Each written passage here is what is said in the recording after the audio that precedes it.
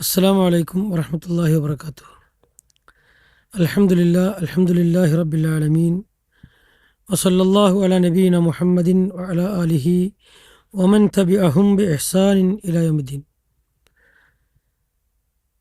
അള്ളാഹുവിൻ്റെ മഹത്തായ അനുഗ്രഹത്താൽ ഇന്ന് നമ്മൾ സീറത്തുൻ നബവിയ്യയുടെ 21-ാമത്തെ അധ്യായമാണ് മനസ്സിലാക്കാൻ പോകുന്നത്. ഹജ്ബു ഷയാത്തീനി അൻ ഇസ്തിറാഖി സമഇ ഇൻദ ഖുർബി മബഅഥി സ്വല്ലല്ലാഹു അലൈഹി വസല്ലം.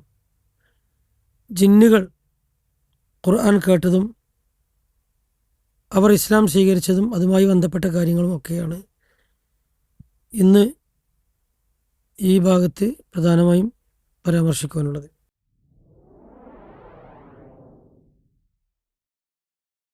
യഥാർത്ഥത്തിൽ ആകാശ വാർത്ത കേൾക്കാൻ ജിന്നുകൾ ശ്രമിച്ചിരുന്നു എന്ന്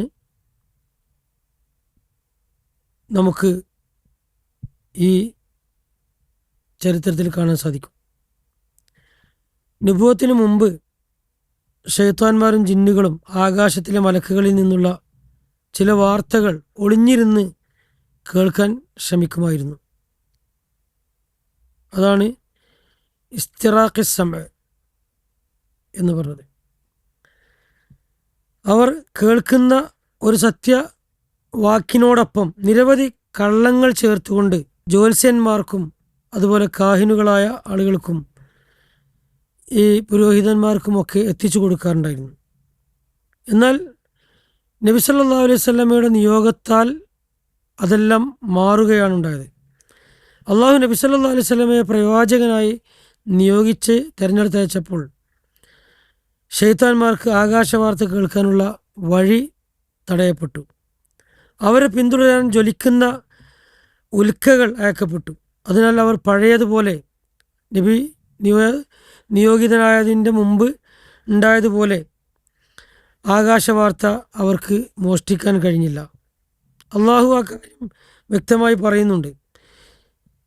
ഞങ്ങൾ ആകാശത്തെ സ്പർശിച്ചപ്പോൾ അതിനെ ശക്തമായ കാവലുകളാലും ജ്വലിക്കുന്ന ഉൽക്കകളാലും നിറഞ്ഞതായി കണ്ടു എന്ന് സൂറത്തുൽ ജിന്ന് 8 മുതൽ 9 വരെയുള്ള ആയത്തുകളിൽ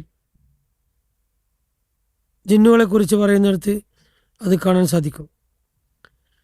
എന്തായിരുന്നു ആ വഴി തടയപ്പെടാനുണ്ടായ കാരണം എന്ന് അന്വേഷിച്ച ജിന്നുകൾ ഈ മാറ്റത്തിന് കാരണം എന്താണ് എന്ന് അറിയാൻ വേണ്ടി ഇബ്ലീസ് തൻ്റെ അനുയായികളെ ഭൂമിയുടെ വിവിധ ഭാഗങ്ങളിലേക്ക് അയച്ചു. അവർ അന്വേഷിച്ച് മക്കയുടെ സമീപത്തുള്ള നഖ്ല എന്ന സ്ഥലത്തെത്തി. അപ്പോൾ നബി സല്ലല്ലാഹു അലൈഹി വസല്ലം അവിടെ ഖുർആൻ പാരായണം ചെയ്യുകയായിരുന്നു. ആ സമയത്ത് നബി സല്ലല്ലാഹു അലൈഹി വസല്ലം തൻ്റെ സഹാബികളോടൊപ്പം ഫജ്ർ നിസ്കാരത്തിൽ ഖുർആൻ പാരായണം ചെയ്യുകയായിരുന്നു. ജിന്നുകൾ ആ പാരായണം ശ്രദ്ധയോടെ കേട്ടു. അവർ പറഞ്ഞു, ഇതാണ് നമ്മെ ആകാശത്തിൽ നിന്ന് തടഞ്ഞ കാര്യം എന്ന്. അവർ ഖുർആനിൻ്റെ അതുല്യതയും സത്യസന്ദേശവും മനസ്സിലാക്കി. ഉടനെ തന്നെ അവിടെ ഉണ്ടായിരുന്ന ജിന്നുകൾ വിശ്വസിച്ചു. ഖുർആൻ കേട്ട ഉടനെ തന്നെ അവർ ഇസ്ലാം സ്വീകരിച്ചു. പിന്നീട് സ്വന്തം സമൂഹത്തിലേക്ക് അവർ മടങ്ങി. അവരെ അള്ളാഹുലേക്ക്, അവിടെ ഉണ്ടായിരുന്ന മറ്റ് ജിന്നുകളെയും അവർ അള്ളാഹുലേക്ക് ക്ഷണിക്കുകയുണ്ടായി. അവർ പറഞ്ഞു, ഞങ്ങൾ അത്ഭുതകരമായ ഒരു ഖുർആൻ കേട്ടിരിക്കുന്നു. ഇന്ന സമിഅനാ ഖുർആനൻ അജബ യഹ്ദി ഇലർ റുഷ്ദി ഫആമന്നാ ബിഹി. ഞങ്ങൾ അത്ഭുതകരമായൊരു ഖുർആൻ കേട്ടിരിക്കുന്നു, അത് സന്മാർഗത്തിലേക്ക് നയിക്കുന്നു, അതിനാൽ ഞങ്ങൾ അതിൽ വിശ്വസിച്ചിരിക്കുന്നു എന്നവർ പറഞ്ഞു. ഈ സംഭവത്തിൻ്റെ പ്രാധാന്യം, ഖുർആൻ്റെ സ്വാധീനം മനുഷ്യന്മാരിൽ മാത്രമല്ല ജിന്നുകളിലും ഉണ്ടെന്ന് നമുക്ക് മനസ്സിലാക്കി തരുന്നു. അള്ളാഹുവിൻ്റെ സന്ദേശം സകല സൃഷ്ടികൾക്ക് വേണ്ടിയുള്ളതാണെന്നും ഇതിൽ നിന്ന് നമുക്ക് മനസ്സിലാക്കാൻ സാധിക്കും. ഇവിടെ നമ്മൾ പ്രത്യേകമായി ശ്രദ്ധ കേന്ദ്രീകരിക്കേണ്ട കാര്യം, നബി സല്ലല്ലാഹു അലൈഹി വസല്ലമയുടെ നിയോഗം ലോക ചരിത്രത്തിൽ വലിയ മാറ്റങ്ങൾക്ക് കാരണമായി എന്നുള്ളതാണ്. ഖുർആൻ ഹൃദയങ്ങളെ മാറ്റിമറിക്കുന്ന അള്ളാഹുവിൻ്റെ വചനങ്ങളാണ്. സത്യം തിരിച്ചറിഞ്ഞാൽ ഉടൻ അത് സ്വീകരിക്കുകയാണ് ഒരു യഥാർത്ഥ വിശ്വാസിയുടെ സ്വഭാവം. ദഅവത്ത്, പ്രബോധനം എന്നുള്ളത് മനുഷ്യരിലേക്ക് മാത്രമല്ല ജിന്നുകളിലേക്കും എത്തി എന്നുള്ളതാണ് ഇതിൽ നിന്ന് നമുക്ക് മനസ്സിലാക്കാൻ സാധിക്കുന്നത്. ഖുർആൻ കേട്ട ഉടൻ തന്നെ സ്വന്തം സമൂഹത്തിലേക്ക് ചെന്ന് ദഅവത്ത് നടത്തിയ ജിന്നുകൾ മുസ്ലിമിൻ്റെ ഉത്തരവാദിത്വം നമ്മെ പഠിപ്പിക്കുന്നു.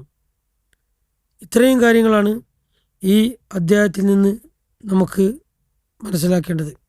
സർവശക്തനായ അള്ളാഹു ബാക്കിയുള്ള ഭാഗങ്ങൾ പഠിക്കുവാനുള്ള തൗഫീഖ് നമുക്ക് പ്രദാനം ചെയ്യുമാറാകട്ടെ. ജസാക്കുമുല്ലാഹു ഖൈറ. അസ്സലാമു അലൈക്കും വറഹ്മത്തുള്ളാഹി വബറകാതുഹു.